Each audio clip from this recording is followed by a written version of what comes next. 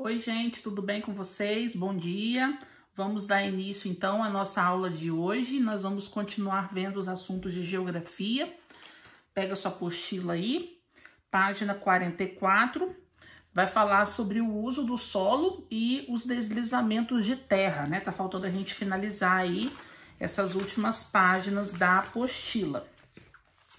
Então, aqui nós vemos que o ser humano usa o solo em alguns momentos de forma inadequada, e isso acaba causando tragédias e prejuízos para eles mesmos. Nós vemos imagens aqui do desmatamento de uma encosta, né? O solo fica exposto, então automaticamente quando vem a chuva forte, principalmente, tudo acaba desmoronando. E também a ocupação irregular, né? Principalmente nas áreas aí de favela, lugares de encosta, lugares que não deveriam ser adequados para construções. E nós temos também lá em cima a imagem de ruas danificadas. Essa aí é no Japão, depois de alguns desastres naturais. Então você vê que a natureza acaba cobrando essa conta pelo uso indevido do solo. Vamos grifar algumas informações importantes comigo? Como você verificou, no Brasil não acontecem grandes catástrofes geológicas impulsionadas por dinâmicas internas do planeta, como vulcões ou graves terremotos. Temos tremores menores que oferecem algum risco, mas bem menos acentuado. Isso se relaciona ao fato de o território estar localizado distante dos limites que separam as placas tectônicas, os quais são os locais onde esses fenômenos ocorrem com maior intensidade e frequência. Vamos pular para baixo, pode vir grifando, hein?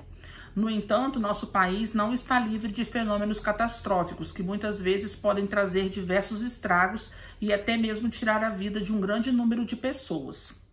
Vamos pular para baixo. É importante conhecer as principais áreas com perigo de deslizamento, pois elas não devem ser ocupadas.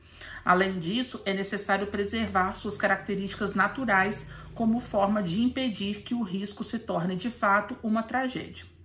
Os deslizamentos de terra são fenômenos naturais que podem acontecer em qualquer área inclinada na qual a ação da gravidade e os fatores como chuva e a construção de estabelecimentos, entre outros, geram excesso de peso sobre o solo, sendo este habitado ou não.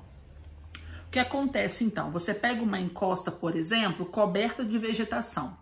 Ali o homem acaba desmatando, principalmente para construir suas habitações. Aquele solo fica exposto, sem a vegetação.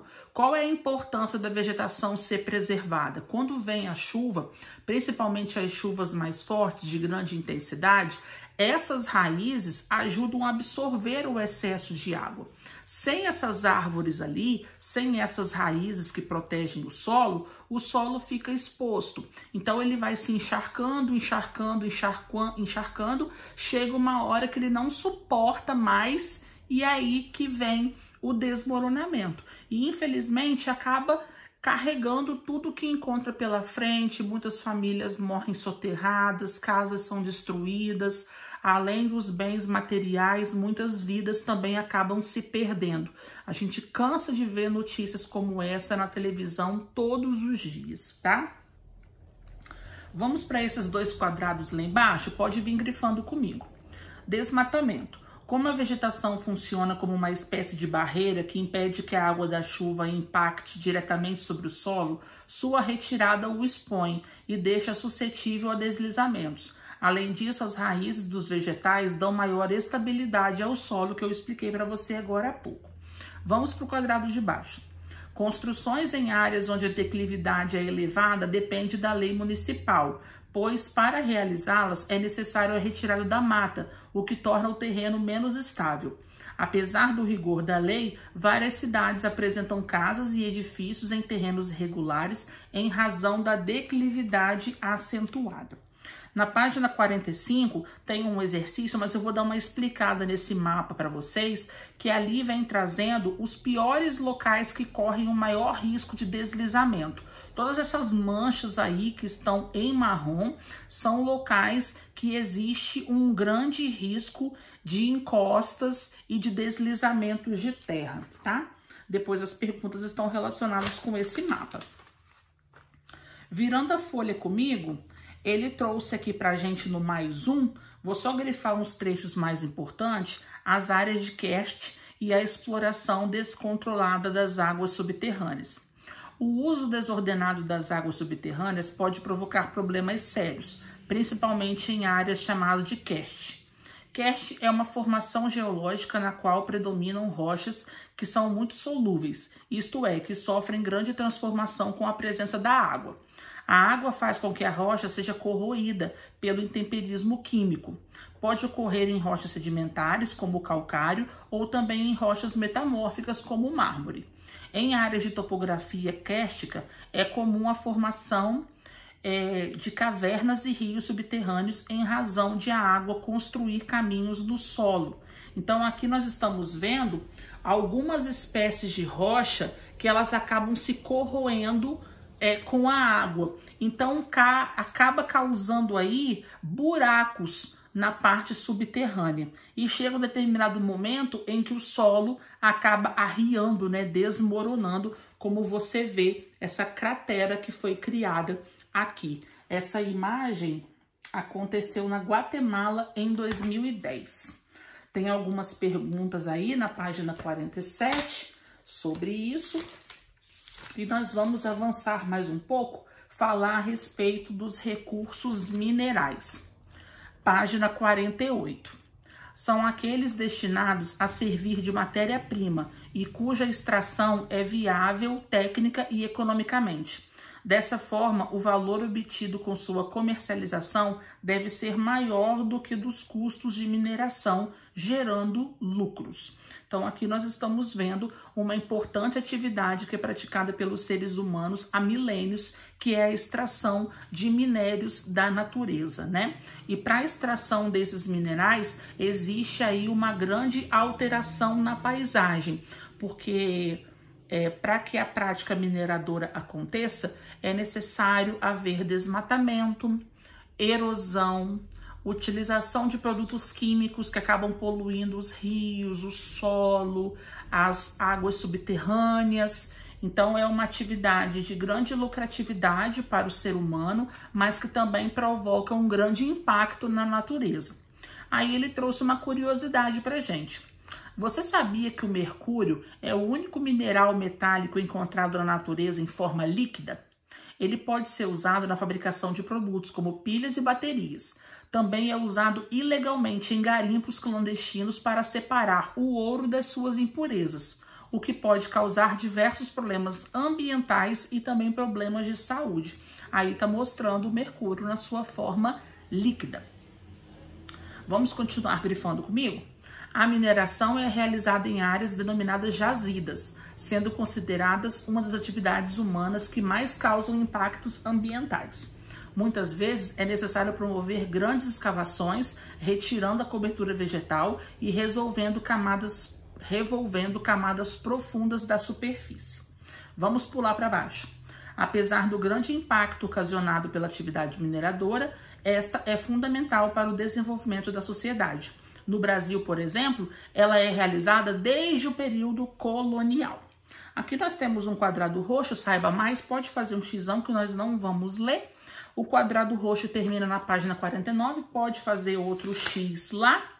E nós vamos falar aqui na página 49 de uma tragédia que aconteceu no distrito de Bento Rodrigues, no município de Mariana, em Minas Gerais, onde aconteceu o rompimento de uma barragem. Aqui ele mostra pra gente a paisagem antes e depois. Era uma barragem com resíduos de minério e acabou destruindo todo o povoado. Muitas pessoas morreram ali soterradas por essa lama tóxica e vários corpos, inclusive, até hoje não foram localizados.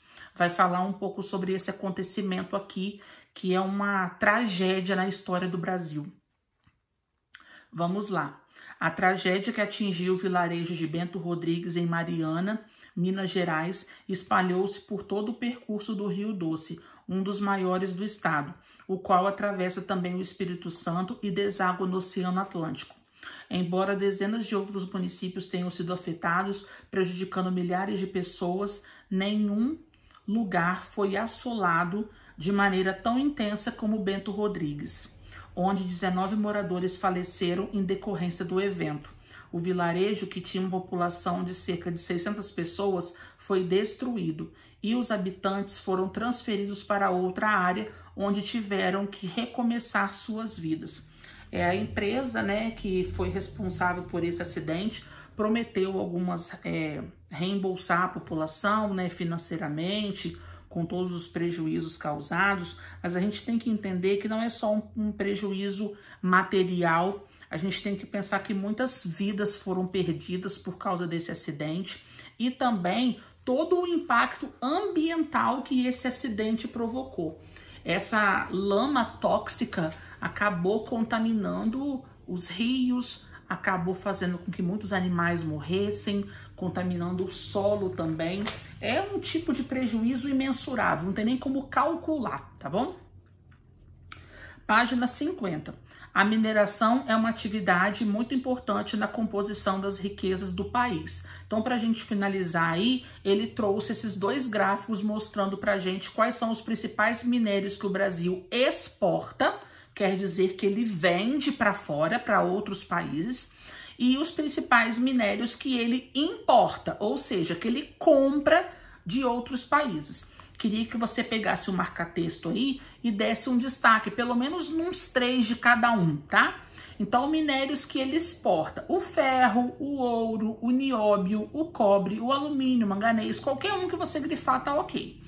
E os minérios que ele mais importa: carvão, potássio, cobre, né, que são as maiores porcentagens. Seria legal você destacar esses 3, mas pode também ser o enxofre, o zinco, enfim, tá? Na próxima videoaula vamos falar de Serra Pelada. Já ouviu falar nessa grande cratera que acabou ficando lá nessa região? Vamos falar sobre ela e sobre também a exploração e a instabilidade política, que é o assunto da nossa próxima página. Beijo, gente. Fiquem com Deus. Até mais. Tchau, tchau.